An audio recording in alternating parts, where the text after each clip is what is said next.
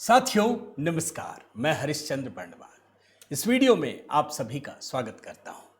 दोस्तों, पश्चिम बंगाल में दूसरे चरण का जो मतदान है वो पूरी तरह से लॉक हो गया है और 7 फैसले हैं। दोस्तों, आज वीडियो में ये दिखाने जा रहा हूं कि आखिर क्यों ममता बनर्जी ने या तृणमूल कांग्रेस ने सरेंडर कर दिया है। सरेंडर का मतलब ये नहीं होता कि बिल्कुल बुरी तरह से मान लिया कि अब हम जीत नहीं सकते, वो तो अलग कहानी है। सरेंडर का मतलब यहां यह बता रहा हूं दोस्तों कि किस प्रकार से ममता हो या टीएमसी ये मान चुकी है कि अब कोई गलत काम हो नहीं सकता, कुछ नहीं कर सकते। आखिर इस सरेंडर की वजह क्या है? और जब ये बात होती है ना तो आप समझ लीजिए, ये जो विपक्षी खेमा है भारतीय जनता पार्टी, अगर वो पूरे उत्साह में है, अगर वो कॉन्फिडेंटली ये कह रहा है कि इस बार हम जीत हासिल करने जा रहे हैं, तो उसके पीछे की वही वजह है जो आज मैं दिखाने जा रहा हूं। 7 फैसले दोस्तों, 7 बड़े फैसले। और ये तो बिल्कुल जैसे कहते हैं ना, रोज रोज एक नई कहानी सामने आती है। कभी लगता है कि चलो सर पे चल रहा है, कभी चल रहा है सीआरपीएफ पे, कभी कुछ, लेकिन ये फैसले इतने महत्वपूर्ण हैं दोस्तों कि आखिरकार 15 साल के शासनकाल के बाद ममता बनर्जी को सरेंडर करना पड़ा है। आज के वीडियो में कुछ बहुत ही इंटरेस्टिंग डेटा भी आपके सामने रखने जा रहा हूं। दोस्तों, निवेदन करता हूं, एक कमेंट जरूर कीजिएगा। आप सभी को जय सिया राम यही लिखिएगा दोस्तों। लाइक कीजिए, शेयर कीजिए, कमेंट कीजिएगा। और एचबी शॉर्ट्स जिसके वीडियो भी बड़े महत्वपूर्ण है दोस्तों, मेहनत करता हूं तो उसको भी देखिएगा, कमेंट में भी पिन कर दिया। पहले आज की कहानी जरा कुछ इंटरेस्टिंग फैक्ट्स दिखाता हूं दोस्तों, क्योंकि जो पहले चरण में हुआ है ना, वहीं से दूसरा चरण भी लॉक हो गया है। मैं 7 बड़े फैसले दिखाऊं उससे पहले कुछ छोटी छोटी बातें आपको बताना चाहता हूं। जैसे पहले आप देखिए, इस खबर पे चर्चा नहीं हुई दोस्तों, लेकिन जानते हैं क्या हुआ पहले चरण में? पहले चरण में एक भी रीपोल का फैसला नहीं किया गया। कोई रीपोल नहीं पश्चिम बंगाल में। यह छोटी बात नहीं है दोस्तों। जब चुनाव आयोग भी घोषणा करता है ना तो वो गदगद होता है। उसके लिए एक चुनौती थी। लोग बोल रहे थे ना कि चुनाव आयोग युद्ध लड़ने जा रहा है। बिल्कुल नहीं, चुनाव आयोग युद्ध लड़ने तो नहीं जा रहा था, लेकिन युद्ध स्तर पर तैयारी की थी कि एक भी आदमी हमारे इस देश के लोकतंत्र से खिलवाड़ ना कर सके। और आपको जो आंकड़े बताने जा रहा हूं दोस्तों, जो मुख्य निर्वाचन आयुक्त ज्ञानेश कुमार ने बताया है, जरा सुनिए, यकीन करना मुश्किल है। पश्चिम बंगाल के लोगों को यकीन नहीं हो रहा। जहां वोटिंग हो गई ना, वो सोच रहे हैं कि वास्तव में हो गया क्या। आप जानते हैं पहले चरण में दोस्तों 44,376 मतदान केंद्रों पर वोटिंग हुई पहले चरण में, और एक में भी पुनर्मतदान की सिफारिश नहीं की गई। हालांकि तमिलनाडु में भी हुआ 75,064 मतदान केंद्र, लेकिन वहां जानते हैं वहां इस तरह की दिक्कत नहीं है। जो लोग सवाल उठाते हैं ना मोदी सरकार या चुनाव आयोग पर, उसको देखना चाहिए। तमिलनाडु में भाजपा की सरकार नहीं है, केरल में भी भाजपा की सरकार नहीं, केरल में भी दोनों जगह विपक्षी पार्टियों की सरकार है जैसे बंगाल में है। वहां तो कुछ नहीं हुआ, वहां तो चुनाव आयोग ने इतना नहीं किया। क्यों किया बंगाल में? क्योंकि यहां हिंसा की संभावनाएं असीम बनी हुई थी। तो ये पहली बड़ी खुशखबरी। दूसरी खुशखबरी सुनिए दोस्तों, अभी जब 93% वोटिंग की बात आई ना तो लोग कहने लगे, अरे सर में नाम कट गया है भाई, 90 लाख नाम कट गया तो क्या होगा, यही कह रहे थे ना। और उसको झुठलाने की कोशिश कर रहे थे, उसको दबाने की कोशिश कर रहे थे। आप सुनकर हैरान हो जाएंगे दोस्तों, 2021 में जितने लोगों ने वोट किया था ना, अभी पहले चरण में 21 लाख अधिक लोगों ने वोट डाला है। 21 लाख। आपको जरा आंकड़े बताता हूं, फिर समझ में आएगा। 152 सीटों का ही निकाला है दोस्तों। 2021 में 3 करोड़ 11 लाख वोट पड़े और 2026 में 3 करोड़ 35 लाख वोट पड़े। जब परसेंटेज में दिखाया कि पिछली बार 82.4% वोट पड़ा और इस बार 92.9% तो लोगों ने कहा वोटरों की संख्या कम हो गई तो ज्यादा मतदान होगा ना, लेकिन ऐसा नहीं है। एब्सोल्यूट नंबर में तो बढ़ गया। एब्सोल्यूट नंबर में दोस्तों 24 लाख लोगों ने अधिक मतदान किया है, जबकि कम से कम 39 लाख लोगों के नाम कट गए हैं। आपको एक ग्राफिक्स दिखाता हूं, आपको समझ में आ जाएगा। ये आप देखिए ग्राफिक्स, आपको समझ में आ जाएगा। यानी अगर ये 24 लाख लोगों ने अधिक वोट डाला है ना, यही सारा गेम छिपा है। क्योंकि मैं आपको पहले बता चुका हूं दोस्तों, जो मुस्लिम वोटर्स है ना वो पीक पे चले गए, अब उससे ज्यादा कहां जाएंगे। चलिए 2-4 लाख और बढ़ जाएंगे, लेकिन ये जो बाकी बढ़ रहे हैं ना, ये सिर्फ के सिर्फ हिंदू वोटर है जो हजार किलोमीटर दूर से आए। ये असली कहानी, और यही मैं आपको दिखाने जा रहा हूं दोस्तों। अब सवाल है कि ऐसा हो कैसे गया। अब मैं दूसरों की बात बताऊं, कांग्रेस के जो सबसे बड़े नेता है ना अधीर रंजन चौधरी, उन्हीं की जुबानी बता देता हूं। वो खुलकर कह रहे हैं गुंडागर्दी कम हो गई। अब अगर कांग्रेस नेता अधीर रंजन चौधरी बोल रहे हैं तो मान लेंगे ना भाई, भाजपा से तो इनका कोई लेना देना नहीं, ये तो ममता के खिलाफ ये लड़ रहे हैं। अब मैं आपको दिखाता हूं दोस्तों 7 फैसले, क्यों ये परिस्थिति पैदा हुई, क्यों यही परिस्थितियां जो पार्ट 2 है, चरण 2 है, जो 29 तारीख को 142 सीटों पर मतदान होना है, उसमें असर करने वाला है। अब मैं आपको ये 7 फैसले वजह 7 वजह बता रहा हूं, एक एक करके आप देखते चले जाइए। पहली वजह दिखा रहा हूं कैसे ममता का खौफ खत्म हो गया। ये 2 विंडो में दिखाता हूं दोस्तों, आपको समझ में आ जाएगा। आप जानते हैं ना कि चुनाव आयोग ने 2400 से अधिक सीएपीएफ की कंपनियां तैनात की, मतलब करीब करीब 2.5 लाख, और उसके बाद अत्याधुनिक जो हथियार हैं, वो गाड़ियां तो आप देख ही चुके, मैं दिखा ही चुका हूं आपको। अब इसको लेकर के खास करके सीआरपीएफ की तैनाती पर तृणमूल कांग्रेस को एकदम आग लग गई। ये कैसे हो गया, ये नहीं होना चाहिए था। आखिरी कोशिश की ममता बनर्जी ने कि किसी तरीके से सीआरपीएफ को हटा दिया जाए, हाईकोर्ट पहुंच गई। आप जानते हैं कोलकाता हाईकोर्ट में झटका लगा, टीएमसी की बुरी हार हुई। मैं वजह बता रहा हूं दोस्तों आपको, आप ध्यान से समझिए। ये जो पश्चिम बंगाल की परिस्थितियां पैदा हुई है ना, ऐसे ही नहीं हुई हैं। इसके पीछे जो सबसे बड़ी वजह है वो चुनाव आयोग के काम करने का तरीका है। चुनाव आयोग ने जरा भी नरमी नहीं बरती, जितना भी इल्जाम लगाना है लगा दो, लेकिन चुनाव आयोग ने तय कर लिया कि हम जरा सी भी कोई कोताही बरतने को तैयार नहीं है। लगातार कोर्ट में गए, और ये पहले चरण में जो दूसरा विंडो दिखा रहा हूं ना दोस्तों, ये पहले चरण के बाद की परिस्थिति है। पहले चरण के बाद कोलकाता हाईकोर्ट में जाकर सीआरपीएफ को हटाने की कोशिश की गई, वहां झटका लगा। अब मैं आपको वजह नंबर 2 दिखाता हूं। अब यहां पर भी कमाल की चीज है, यकीन नहीं होगा। कहीं सीसीटीवी है, हम लोग घर में भी लगा, घर में क्या दफ्तरों में लगाते हैं या कहीं भी लगता है तो हम सुरक्षा महसूस करते हैं। आप जानते हैं कि 100% वेबकास्टिंग की अनुमति दी गई, फैसला किया गया। अनुमति क्या दी गई, ये फैसला किया चुनाव आयोग ने कि इस बार 100% वेबकास्टिंग होगी, मतलब जहां वोटिंग हो रही है वहां से स्ट्रेट कैमरा ऑन होगा, जरा सा भी बदलाव नहीं होगा। वहां पर अगर कुछ भी संदिग्ध गतिविधि होती है उसको पकड़ने की कोशिश की जाएगी। अब यहां पर भी टीएमसी ने कोशिश की, लेकिन प्रॉक्सीज के जरिए।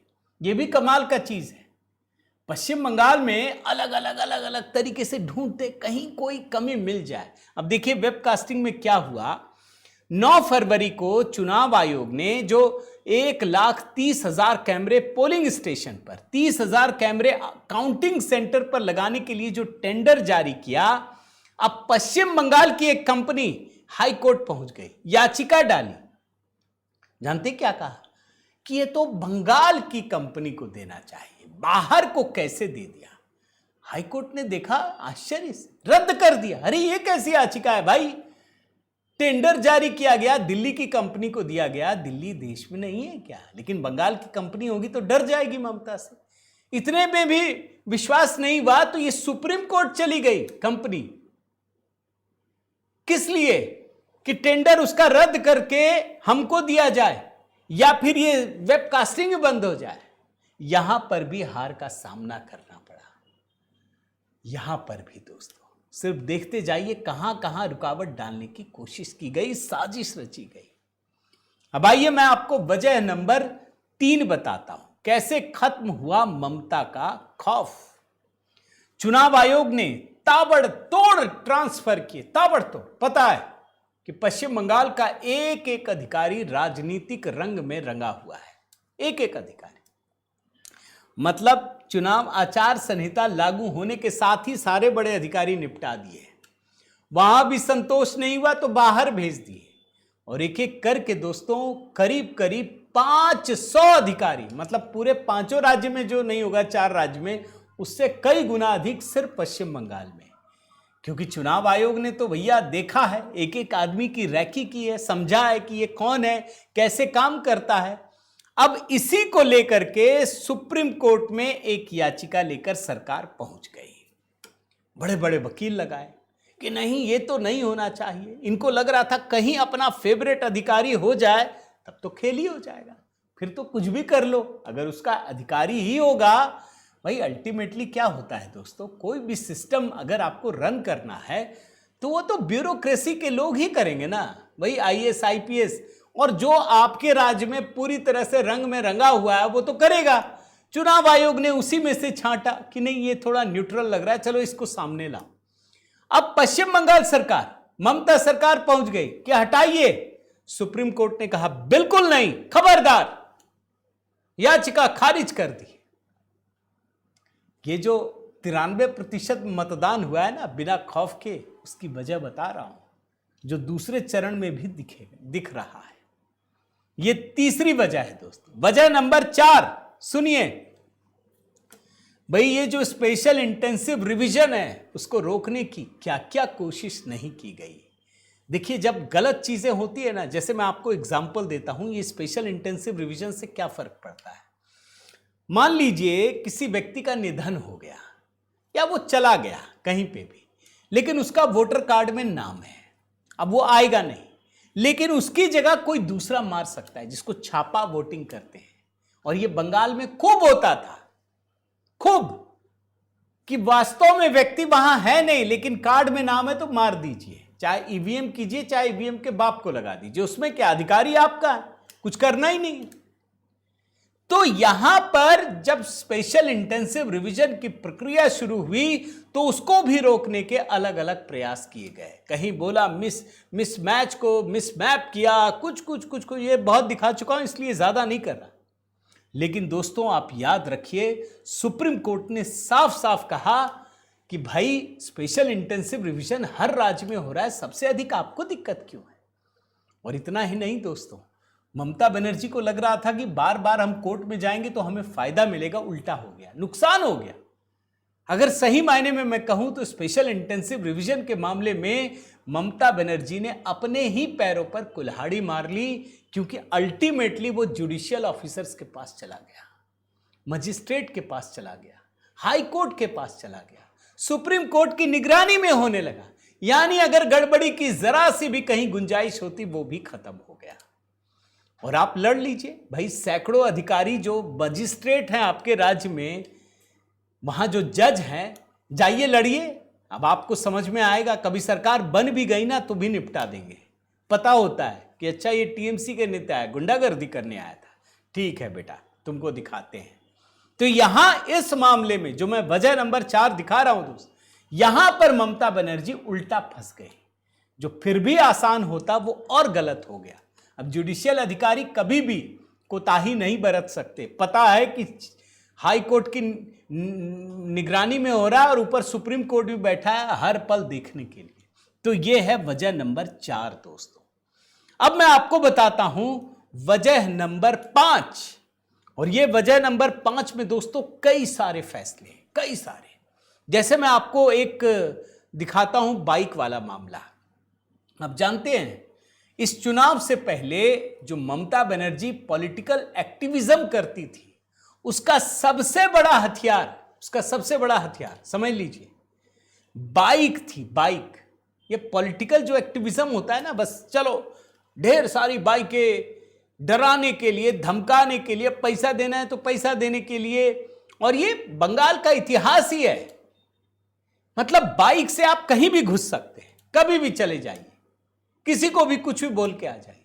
अब चुनाव आयोग ने इस पर रोक लगा दी।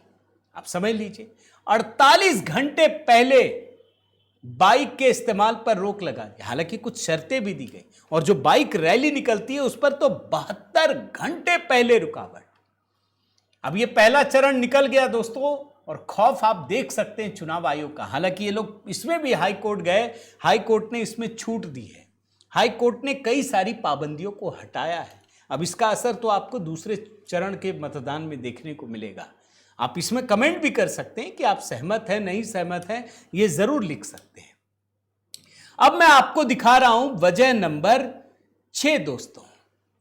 यह भी कमाल की चीज है। कई सारे फैसले, जैसे मैं आपको कुछ फैसले बताता हूं। शराब की बिक्री अचानक से चुनाव आयोग ने देखा। चुनाव आयोग बेहद सतर्क है, इसके अधिकारी इतना काम कर रहे हैं आप सोच नहीं सकते। कभी कभी लगता है कि हम लोग पहले क्या सोचते थे कि चुनाव सरकारी अधिकारी हैं तो अरे मौज मस्ती, लेकिन ये चुनाव आयोग तो कुछ ज्यादा ही काम कर रहा है, आप मान सकते हैं। अब देखिए इसमें क्या हुआ दोस्तों, कि सामान्य रूप से 48 घंटे पहले शराब की दुकानें बंद होती हैं। बंगाल में जैसे ही परिस्थितियां दिखी कि अचानक से बिक्री बढ़ गई है, चुनाव आयोग ने 96 घंटे पहले शराब की दुकानें तत्काल बंद करने का आदेश दिया। इसका बड़ा असर हुआ, व्यापक असर हुआ। और यही नहीं दोस्तों, चुनाव आयोग ने जितनी सख्ती दिखाई, आप ये देखिए आंकड़े, ये हैरान करने वाले आंकड़े हैं।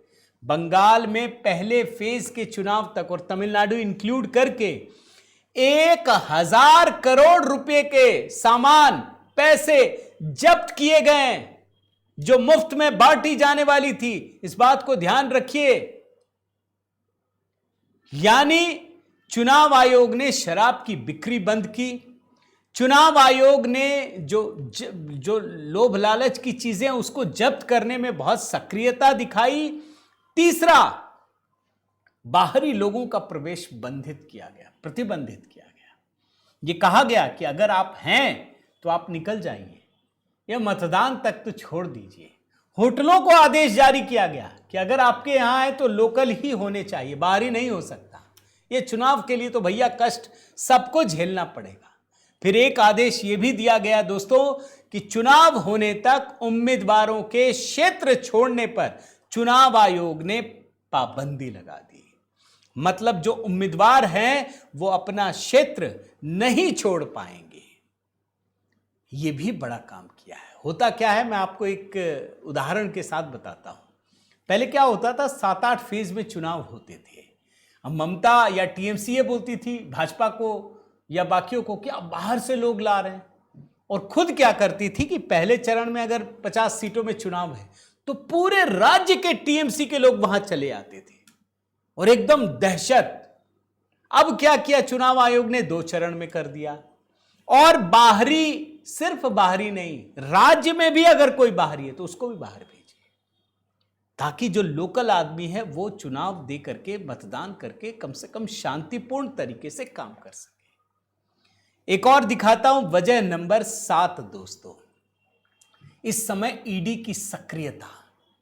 जैसे क्या होता है, लोगों में एक दहशत है। आप देखेंगे अगर कोई भी रिपोर्टर जाता है बंगाल में, बात करता है, तो अधिकांश में आप देखिएगा लोग बोलते नहीं है।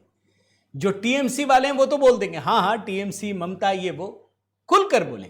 लेकिन जो भाजपा वाले हैं उसमें से अधिकांश डरते हैं। क्यों? क्योंकि दहशत है। ईडी ने गजब काम किया दोस्तों। भाई पहले तो ईडी को भी दहशत में डालने की कोशिश की, सुप्रीम कोर्ट में डांट पड़ी। अब ईडी ने जो कार्रवाई की है दोस्तों, उसमें एक तो सुप्रीम कोर्ट ने जिस तरीके से आदेश दिया, उससे बंगाल के लोगों में एक गजब का संदेश मिला कि कानून से ऊपर कोई नहीं है, संविधान से ऊपर कोई नहीं है। यह पता चला जब ममता बनर्जी के बारे में सुप्रीम कोर्ट यह कह सकता है तो कोई भी बड़ा नहीं है। और दूसरी बात दोस्तों, ईडी की सक्रियता। एक एक केस में जानबूझकर यह सक्रियता की गई ताकि आम लोगों में यह संदेश जाए कि अगर आप करप्शन करेंगे तो आप बचेंगे नहीं। बड़े बड़े नेता, भाई टीएमसी के इतने सारी घटनाएं छोड़ दीजिए, टीएमसी उम्मीदवार सुजीत बोस, रथीन घोष, इन लोगों को बुलाया गया है। 29 तक के डेट सबके लगे हैं, 24-25 से लेकर के 29 तक। तो ये कहानी है दोस्तों, और इसीलिए मैंने जैसा शुरू में दिखाया दोस्तों कि पहले चरण में कमाल हो गया, कोई रिपोलिंग नहीं, किसी तरह का धमकी नहीं, डर नहीं, भय नहीं, कोई कमी नहीं, और साथ के साथ जो वोटिंग का पैटर्न है वो भी बढ़ गया, जो एक बड़े बदलाव का इशारा कर रहा है। और इसीलिए मैं ये कह रहा हूं कि निश्चित रूप से मुझे साफ साफ नजर आता है कि पश्चिम बंगाल में बदलाव की एक बड़ी लहर साफ साफ दिखाई पड़ती है। वो शांत है लेकिन वो चुप नहीं है, वो अपना जो व्यू है वो मत के जरिए प्रकट कर रही है वहाँ की जनता। उम्मीद करता हूँ दोस्तों ये वीडियो पसंद आया होगा, ज़रूर कमेंट कीजिएगा, लाइक कीजिए, शेयर कीजिए। पश्चिम बंगाल के लोगों के लिए अपना प्रेम और स्नेह ज़रूर दीजिए दोस्तों, एक कमेंट कीजिए, जय सिया राम सबको लिखिए, और साथ ही HB शॉर्ट्स को भी देखिएगा दोस्तों। बहुत बहुत धन्यवाद। जय सिया राम।